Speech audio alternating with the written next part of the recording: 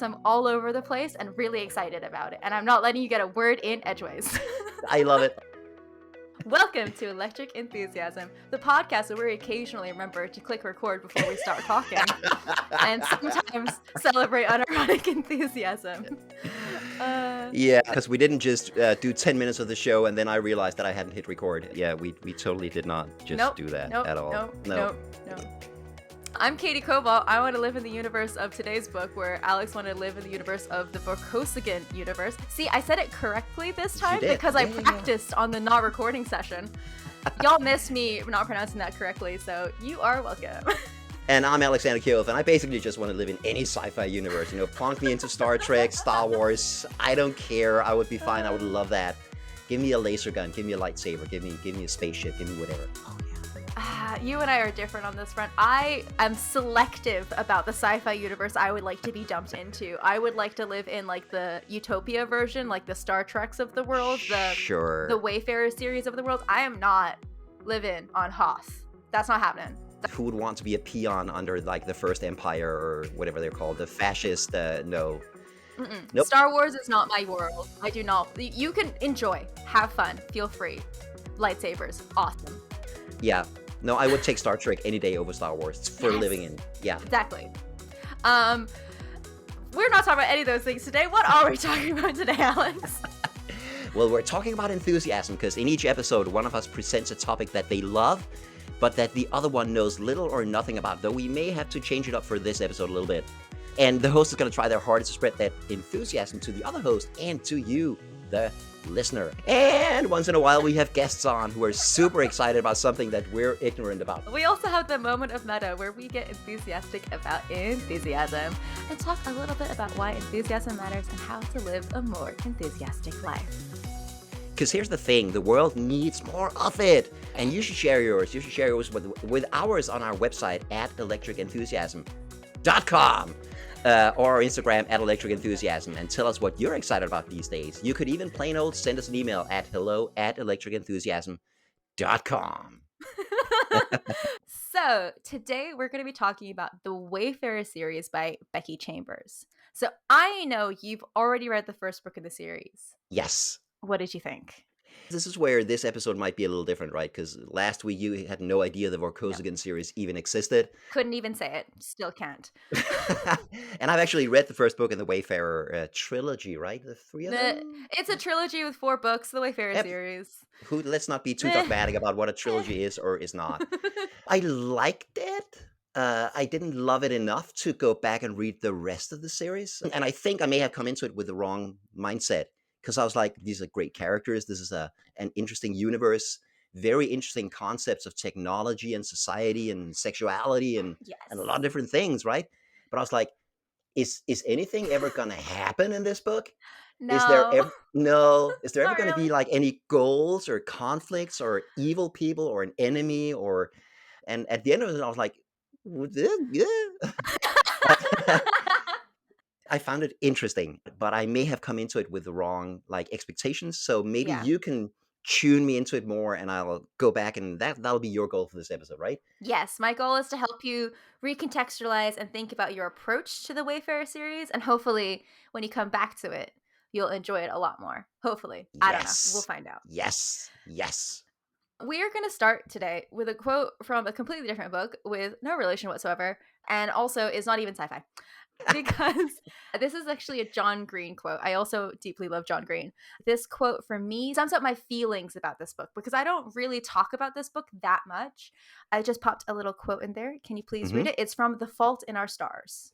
Sometimes you read a book and it fills you with this weird evangelical zeal and you become convinced that the shattered world will never be put back together unless and until all living humans read the book.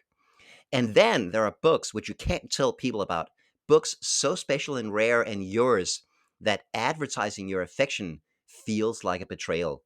Oh, I love that. I love that. That's a great way to put it. Yeah. So for me, the Wayfarer series falls in that second category. This topic has been on my list of topics to talk about since before we started this podcast. Yes. And it's only because we talked about it last week that I'm doing this episode, because it feels a little bit like a betrayal to like my love of this book series so much. I can absolutely see that. Yeah. Yeah. But thank you for sharing it anyway. I recognize that this is an enthusiasm that I have and that I think should be shared. So Yes. let's do some facts first. That's how we like to start.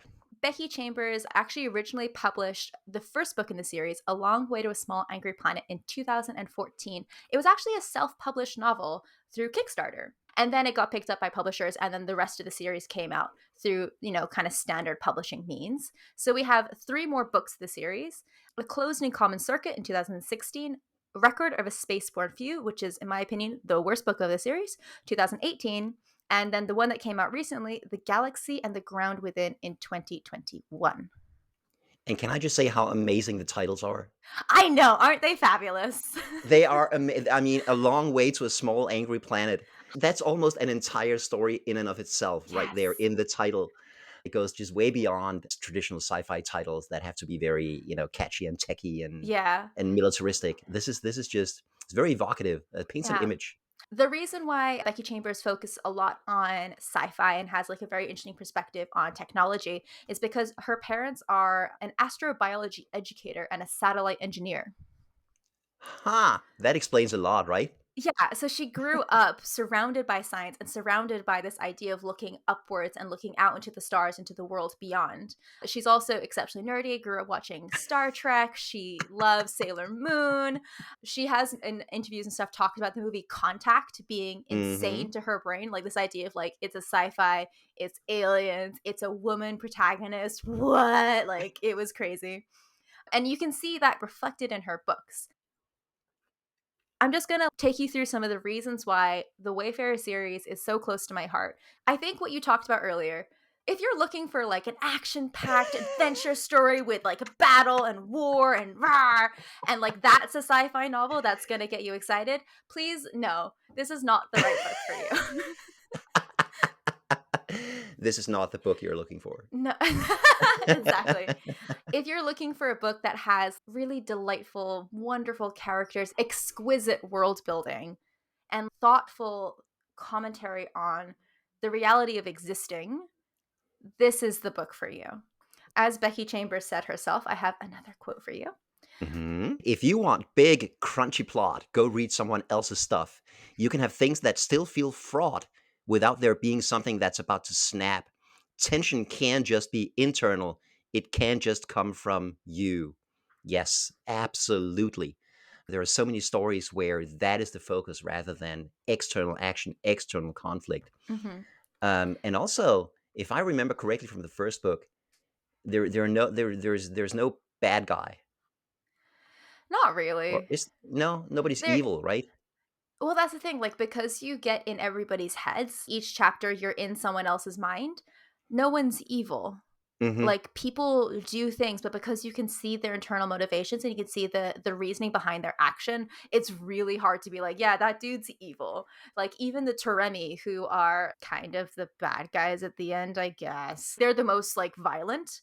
Mhm. um Even they did it from a place where you could see their actions. It's a really great tool of empathy because like you understand that you don't understand, Yes. and you understand that this person has a completely different concept of the world to you, and you're just like, cool, that's sure, okay, Yeah. that makes sense to you. And like in that regard, then you can't, are they evil? Yeah. I can see that. I also like the description of a big crunchy plot. Yeah. Doesn't really happen here. Crunchy plot. I really love stories, regardless of the medium, that have exceptional world building. I think this is Mhm. true in Avatar: The Last Airbender as well, Oh, which is yeah. another Oh, one of my yeah. favorite like worlds to live in. Even The Good Place. I think The Good Place has really great world building. Yeah. Like I like to exist in worlds that are really different to ours in some way, and then have really normal things happen, like really boring things. And I think this book falls into that category. I want a weird, fantastical science fiction world where we hang out with people who build roads. Because that's essentially what we're doing in the first book. That's true. That is true, actually. Yeah. In the first book, we're hanging out with construction workers in space. That's what we're doing. The second book, you're hanging out with somebody who owns a tech shop. The third book, you're just hanging out on a spaceship where people live and grow. And then the final book, you're just hanging out in a hotel. That's it. Just like a week in a hotel. It's a pretty cool week, but it is just a week in a hotel. Like, that's it. It's pretty awesome. And then, of course, the temptation for most science fiction writers would be to take these road workers and then give them a challenge where they have to save the universe Yeah, against no. some evil bad guy, right? Yeah. That's the temptation that she avoids, and you just get to be with these people Yeah. and explore their. It's very much about relationships, right? If I Yes, remember. it is really about this concept of found family all throughout the series. Like, you see different people from different species, different walks of life coming together and finding family with one another. And also, what I Hmm. love is different species ideas of family, seeing how everyone has a different concept of what is family, what is Hmm. motherhood, what is to be a parent, what is it to be a brother, what is it to be a lover, and like have that all kind of come together in a world where it is a post-colonial universe, but that scar still really you can feel it in the series. Um, and what's very interesting is that humans are not at the top of the pecking order. They were not the colonizer. They were the type of people who, in the past, probably would have been colonized. And Hmm. it's a very fresh perspective to have a sci-fi universe in which humans are not powerful.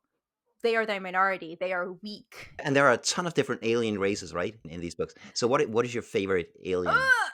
kind in? The reason why Record of Spaceborne Few is my least favorite of the series because there's no aliens in it, and I fucking love the aliens. The aliens Yeah. are so cool. um, I love Andrisks and I love aliens. Uh-huh. Um, but I can't pick. Definitely not humans. Definitely not humans. In this universe, humans, nah. Yeah, and what are they like? The what are they? The Andrisks? The way a species functions informs their culture, right? So andrisks reproduce by producing a clutch of eggs. And most of those eggs will die before they're hatched. And it's typical in andro society to not really care about kids because Yeah. like most of them are going to die. It's for us that's really strange, right? And they address this in the book. Like they don't understand why as humans we are so upset at the death of a child. For Hmm. them, they don't understand why the loss of potential is Hmm. more tragic than the loss of somebody who's lived a long, beautiful life, who has friends, who has experiences, who have memories. For them, because children die so frequently, that loss is no longer informed in their culture. For them, the loss of an adult, the loss of an elder is deeply tragic. Some alien species don't use sound to communicate, they use color to communicate. So then, how Huh. can they function within our society where we use sound? I would argue in this consideration, it's like almost a disability. So they have to have implants so they can be able to communicate with the rest of the world. And it's just all these little details which make the species and the aliens in this series feel really real and feel really Hmm. grounded. I've never spoken out loud about this, as you can possibly tell, because I'm all over the place and really excited about it. And I'm not letting you get a word in edgeways. I love it. I love it. And also, this is what sci-fi and fantasy can do, right? It can introduce these speculative concepts and then go from there. So, how's that gonna affect that race, other races, humans, society, technology? I find that endlessly fascinating. And a lot of these concepts have been explored in so many ways in sci-fi. This back in the 80s, I read a sci-fi novel about this alien race that required, in order to produce children, it required two males and a female. Ugh, so Yeah, much right? effort. I know, right? Exploring these ideas is really interesting and challenges your mind. Speaking of, one of the things that I really like about the Wayfarer series, and I think Becky Chambers' writing in general, is that it's what I would call queer normative, Yeah, where non straightness is unremarkable. It's yeah, not yeah. part of the story. It's not like, and this person's queer. No one in this universe needs to come out. People generally use gender neutral pronouns until given a sign of which pronoun to use for any given person. In the Vorkosigan series, I talked about Aurel Vorkosigan. We discover that he's bisexual and it's a big deal. That's, of course, because he's on the planet of Barayar, which is old fashioned. And the rest of the galaxy is like, oh my God, those stupid hicks and hillbillies, right? Whereas, for instance, on the planet of Beta, this Mm. scientifically advanced Copenhagen in space, they called it, it's no big deal. They actually, what they do there is they're so clear about it They have a system of earrings that you can, if you wear this, it means you identify as this, and what you're interested in is that. If you're in a committed relationship, you wear that kind of earring, so nobody has to embarrass you or themselves by hitting on you. It's just completely out in the open. It's not a big deal. Yeah. That's hilarious. That is inclusivity. I think that also extends between the different alien species in this novel, right? Nobody's Do they condemn each other for their practices? So interspecies coupling is a thing. Yeah. For most species, it's totally cool, whatever, like, as everyone's consenting age, it's totally fine. For Yeah. some species, because reproduction is exceptionally difficult for them, like, there are some species where there's a lot of ritualization around reproduction, because it's difficult to conceive, Mhm. where having species relationship is frowned upon. If you have a relationship with someone out of your species, then you're not going to be able to reproduce for your species. I think the reason why the first book kind of hooked me is because the overarching theme is that love is love is love is love is love is love is love. Mhm. Mhm. And it's offering you a perspective on humanity and a perspective that allows you to sort of like accept that whatever these two people are, whoever they are, however they are, if they're in love, they're in love. And like, that's beautiful and wonderful regardless. And I think that's the thing that makes me feel really like warm and gooey on the inside. I can absolutely appreciate that. Diving into a world like that is just amazing, right? The reason why I think you should come back to the Wayfarer series, or Mhm. anyone should come to the Wayfarer series, is because it falls under the category of sci-fi called hope punk. Ooh, I like it. Because it's quietly joyful and full of hope. The undercurrent, the thing that connects all these companion novels, is that they are powerfully hopeful. And I feel like, same with my argument for why you should watch Avatar, I think now is a time where having a little bit of extra hope and a little bit of quiet joy is something we Mhm. could all use a little bit more of. Oh, for sure. Yeah. Yeah, like 3 years into a pandemic, maybe we need some hope. I have just been reading a series of fantasy novels that are basically the opposite. It starts with the First Law series. It's by Joe Abercrombie. Mm. Incredibly well written. I loved them. But basically, these books are the opposite. There are 11 books in this series.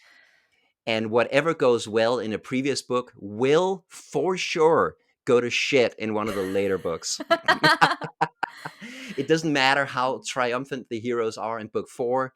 By book 7, either they will fuck it up or their kids will fuck it up. I can Oof. still appreciate the books for what they are, but the hope punk, what would be some other examples of hope punk?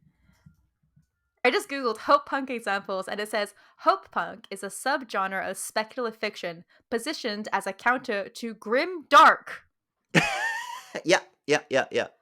Okay, cool. Some examples are, according to the Wikipedia page, the fictional character of Jean-Luc Picard in the Star Trek franchise, Sure.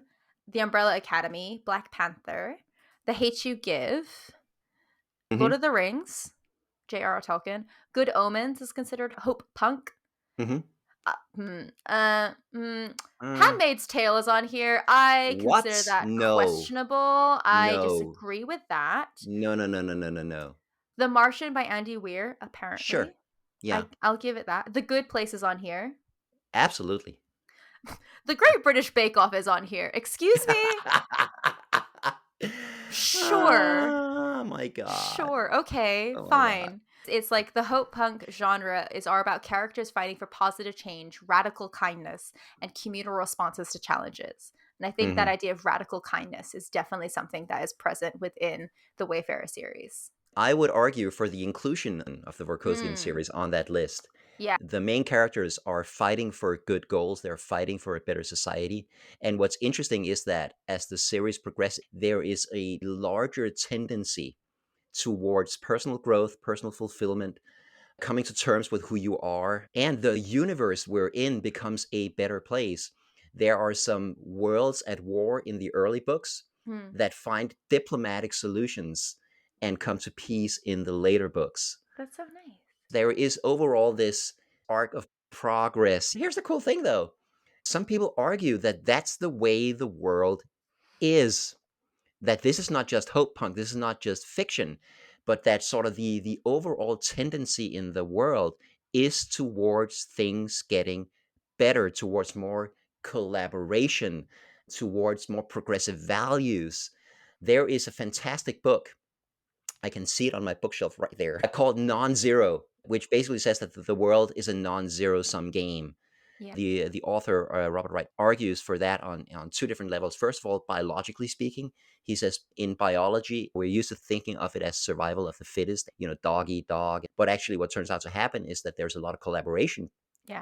inside species, in tribes, but also between species, like clownfish and anemones, right? Yep. Living in symbiosis. Yeah. And then also, he says, in societies, the society where people can work together has a natural advantage, but also the Yeah. societies that can work together have a natural advantage.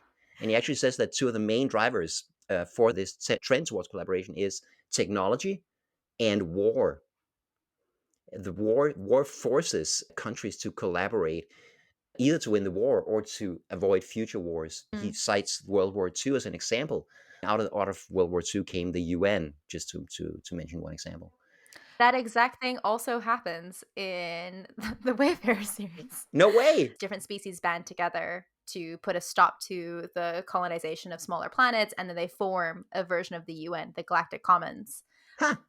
This vision of a hopeful universe that tends to get better, it's Hmm. not utopian. That might be just the way the world is. Yeah. I keep coming back to that because that's a very hopeful and optimistic thought. The arc of history tends towards collaboration and trends towards things getting better. Oh man, full circle moment. To come back to John Green, who we quoted at the beginning of this episode, one of the things that he consistently reminds me of in his books and in his YouTube series is this idea that the world is getting better. Like, Hmm. just factually, it is. It's just like sometimes the narratives that sell the best or the narratives that get put the most in our face are the negative ones. But maternal deaths universally around the world are going down. Hmm. The lifespan of the world is going up. World hunger is going down. Disease is, I mean, aside from the pandemic, but other diseases are happening less and less, right? Yeah.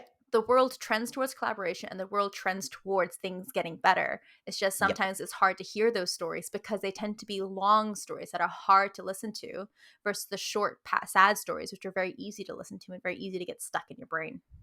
Very true. I think that's actually the value of a genre like Hope Punk, is Mm-hmm. to tune us in to the good stories, tune us Mm-hmm. into the positive stories, the happy universe. Yeah. So now that we've rambled for about half an hour about the book series, it's a companion series. So technically, you could start reading at any point in the series and just pick up a book and start reading it. I would recommend reading the order. She doesn't explain species more than once or technology more than once. Right. So, for example, if you don't know what the Android looks like, she's not going to go back and explain it again. So, I'd recommend starting the beginning and working your way through.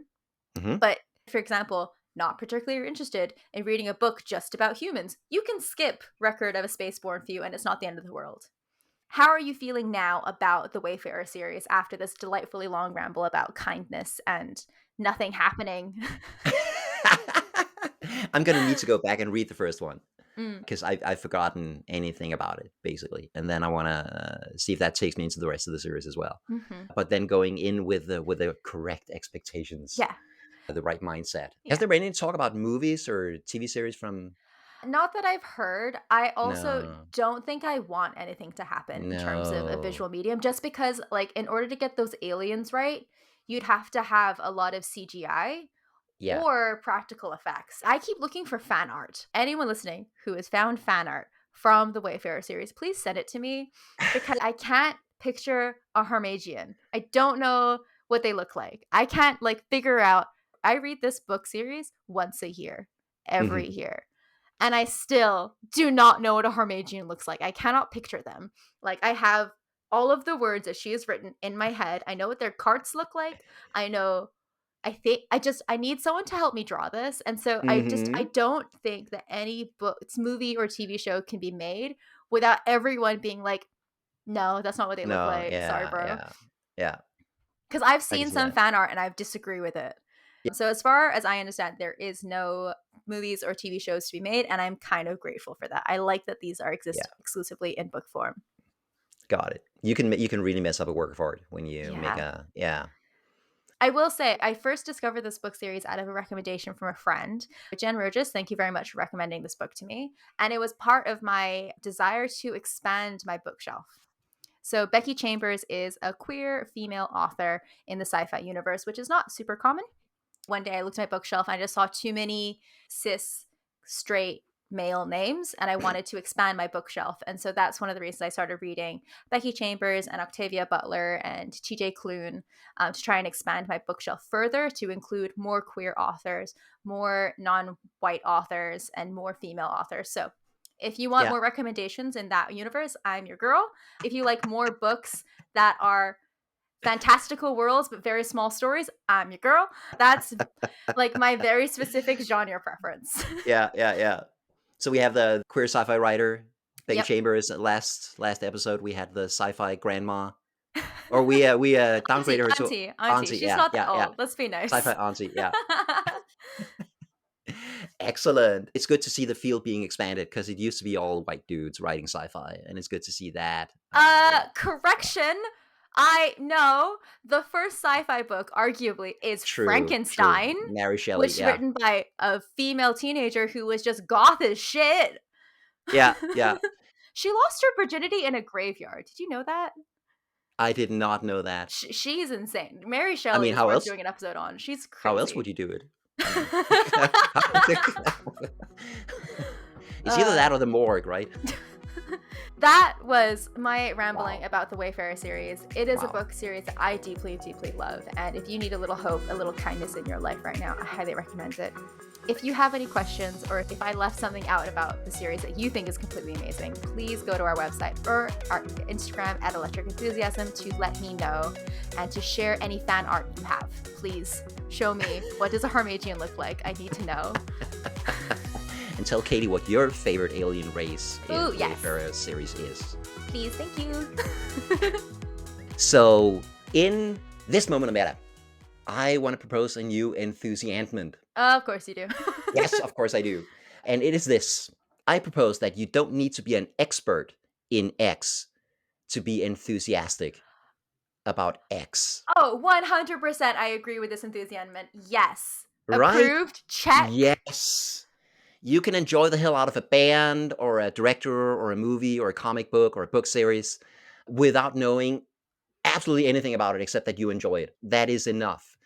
There is an addendum, however, because sometimes as you dive deeper into this topic, if you do, it might actually enhance your enjoyment. It might make you even more enthusiastic. One of the things I've really enjoyed about doing this podcast is that it's forced me to do it for the topics that I've presented. And Mhm. I've been able to enjoy the fruits of all of your research. Uh, and all of the details that you bring to the table. It's a new topic, but also I get to learn stuff about that topic that I might not otherwise have known. In the 19 episodes we've done, is there like a research, if something you found out about a topic you already knew about that you're like, that's amazing? Billy Strayhorn. I did so much research for Billy Strayhorn episode. I read Yeah. books, I watched documentaries. Like, I already loved his music and I already knew a little bit about him, but then finding out so much more about who he was and his like hosting parties and stuff, I love him so much more now, and I have such a deeper appreciation for the music, because Yeah. I know more. Yeah, Yes. 100%. I feel this. Yes. Yes. You don't have to. Nope. It's not a requirement. There's nothing to say that you need to, dig up dirt on your favorite writer or whatever, No right? gatekeeping here. Nuh-uh. Exactly, exactly. But sometimes if you do dive into so how was this movie made? Mm. How did this book get created? How did this author even get into writing? You might discover things that make you love that stuff even more. And 9 times out of 10. Of course, that one time out of 10 you might discover something that like Frank Herbert, I had no idea that he was an asshole. As we talked about in another moment of meta, you can still appreciate their works even if they have problematic Yeah, stuff that's around true. them, right? Yeah. Yeah. I think there's a personality type that I fall under, which is I always want to know more.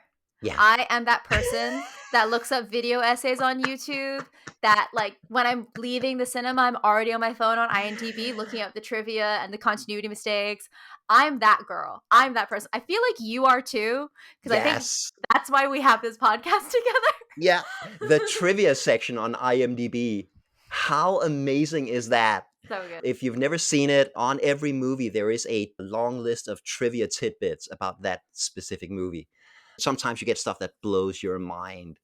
Like a recent trivia thing that I'm really, really excited about. Have you seen Encanto yet? I know I brought this up I have already. not. I have not. There is a song called We Don't Talk About Bruno, and the chorus goes, We don't talk about Bruno, no, no, no. And I remember thinking, like, there is no way that that name choice isn't for this song. Like, Uh-huh. Bruno, no, no, no, no. Come on. Like, it had to have been. And I went to the IMDb page, checked the trivia site. His name was originally Oscar, and Lin-Manuel Miranda asked to change it to Bruno because it fit the song lyrics better. And I felt vindicated. Thank you, IMDb, for that information. I needed it. Yes. And I can only say that insight into the process behind it, Hmm. right? How this got made, that just makes it even more fun, right? Even more Yes. interesting, even more cool. So you don't have to know everything to love a thing. Mhm.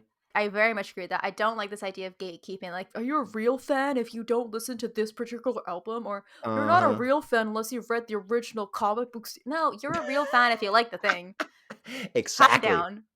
Like, you're not Exactly. special because you like the thing. Shut up. Yeah. Yeah. Yeah. Yes. That was my suggestion for a new enthusiasm. 100% approved. Check. We really need to start keeping track of these things. Yes. I'll make a master list at some point. It's always like, at some point, we really should. At And some then it still hasn't gotten done. I think that goes back to our strengths and weaknesses, Katie. Yeah. Was perseverance and Oh, man. Prudence and discipline. humility. That's the things that we're not about. Exactly. Exactly. I have a roundup from previous episodes I'd like to share. Yes, hit me. I am a good way through The Warrior's Apprentice. I'm reading it online, so I don't know what page number I'm on or anything, but I really like it so far. Um, I think Miles and Elena's relationship is very interesting. I'm very Uh-huh. intrigued about Uh-huh. that. I'm so glad you like it. I will say I don't like Miles as a person yet. No. He's kind of up himself a little bit, a lot. Totally. Totally. Massive chip on his shoulder. He has 10 more books to grow beyond this one. But um, that's the point. You can still be interested in his story even oh if you yeah. don't like him as a person. I'm rereading it myself right now. Hmm. He announces himself who he is on page 8 on the Yeah. military obstacle course, right? Yeah, he does. Where Yeah. he just out of spite, he has these weak bones He just and jumps, the yeah, idiot. instead of climbing down, he just jumps off a 5-meter wall because that would be faster, and he's being goaded by another recruit. It feels very self-sabotagey to me. And a little bit of toxic masculinity creeping in there where he was like, "No, I'm going to tough it out. I'm just going to jump." Like, motherfucker, climb. Just climb Climb, down. exactly. Eat your pride a little bit. Yeah, he shows us who he is right there. It's such an Hmm. elegant way to set a scene to tell us this is Miles. Yeah. Glad you like it so far. There's a lot more coming if you like this. But I would like to thank you for the recommendation. I'm going to be honest. Dune was not my book, It's but hard. I've gotten stuck into The Warrior's Apprentice. So thank you very much. Wonderful. It's an easy read, right? You want to read. You want to know what happens next, right? If anybody else would like to read it, I did find it's on an online library called archive.org. So you can read it online. And it's a library, so you don't have to pay for it. You just have to make an account. So, Alex, if a viewer, I guess some people are on YouTube, if somebody who is listening and or watching us liked this episode, what would you recommend they listen to next? Well, we should send them to the other Hope Punk episode of Avatar: The Last Airbender, right? I would agree. There's just a massive overlap here. Of course, Avatar is more actiony. There's a ton of action in Stuff Avatar. happens in Avatar. So much stuff happens, and it's great. But there is that same Hope. sense that the world is getting better, even Hmm. through conflict and war. Yeah. The world is getting better. There is a solution, not in individual heroism, but in collaboration, in people working together. That is absolutely present in both of those universes. Yeah. I think we're just discovering that I'm a big squishy marshmallow and I just want I want my media to also be squishy marshmallows full of hope and kindness and joy, and I think that Yeah, kind of shows. This is why Dune yeah. wasn't for me. It's not a marshmallow. Oh, hell no. Dune is like a granola bar. Yeah, the Dune universe, as you read the further stories, has the same thing where whatever goes well in book 1 will go to shit in book 2. Yeah, I want Yeah. squishy marshmallows. Yeah. I feel like if you liked this episode, we do have a lot of sci-fi book recommendations in the series. So we have the Dune ones, obviously. We also have the Vorskosikan. I started with such confidence and then Yeah, yeah, yeah. immediately it all left me. Yeah, yeah, yeah. The last week's Vor episode, yeah. Vorkosigan. No? Yeah, Vorkosigan? yeah, more comes again. We, I think, as a pair, appreciate some sci-fi, and so we have a couple Mhm, mhm, recommendations mhm. floating around. So if you want to learn more about different sci-fi series that we like, there are a couple episodes to look at. Yes, absolutely. We hope you enjoyed sharing some of our enthusiasms in this episode. Please visit our website, electricenthusiasm.com, or find us on Instagram at Electric Enthusiasm to discover more episodes or to leave a comment. And now, dear listener, go be a big squishy marshmallow. Yay! Squishy marshmallows!